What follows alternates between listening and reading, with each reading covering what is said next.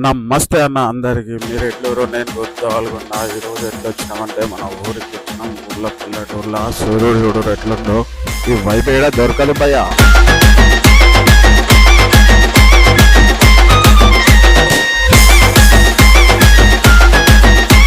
ఏం వైబే వేరుండదన్న ఊళ్ళల్లో. మావాడు కలుపుకోదాం అన్నాడు. ఈరోజు కలుపుకోదామని చెప్పేసి ఇలా ఊర్లోకి వచ్చినాం. చిప్స్ ప్యాకెట్లు, గ్లాసులు అవన్నీ పట్టుకుండు.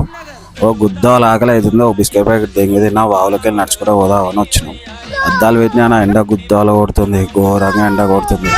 చెల్లో దెంగేదా పోతున్నాం బాగా వచ్చింది. అరే వావులో కాలు ఇరుక్కపోయింది. అది వావులో కాలు ఇరుక్కపోయింది. తీసి వెళ్ళిపోయినాం. చిన్న సోకులు తక్కువ సోకులు పడము ఒక్కొక్కసారి. వాళ్ళకెళ్ళి అయితే బయటికి వెళ్తుంటే కట్ట ఇట్లా నడుచుకోవాలి. ఇప్పుడే కాక చూడు కళ్ళు ఎట్లా పట్టుకొస్తుండు, మామూలుగా తీసుకొస్తుండు.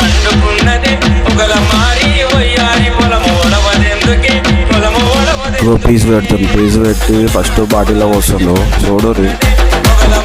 ఏ ప్యూర్ కల్ అన్న మా ఎప్పుడైనా మీకు కావాలంటే నాకు మెసేజ్ చేయరు, కామెంట్ చేయరు, నేను చెప్తా. ప్యూర్ కళ్ళు ఎట్లుంటుందో తెలుసా? కోమా షాట్ ఉంటుంది, పెద్ద వాళ్ళు ఉంటుంది కళ్ళు మాత్రం. ఓ బాటిల్ నిండా పోసుకొని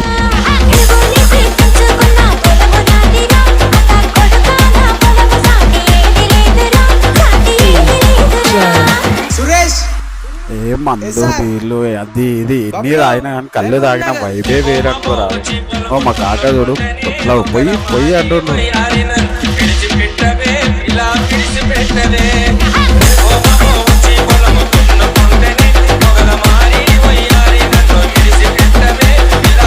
కళ్ళు కూడా నా గ్లాస్లో పోతుంటే ప్రాణం ప్లేస్ వస్తుంది అనుకోరాదు. కళ్ళు అట్లా పడుతుంటే గ్లాస్లో అసలు ఉంది. కళ్ళు మాత్రం ఒక సిప్ వేస్తే మాత్రం స్వర్గం ఉందనుకోరాదు. కళ్ళు మాత్రం వేరే.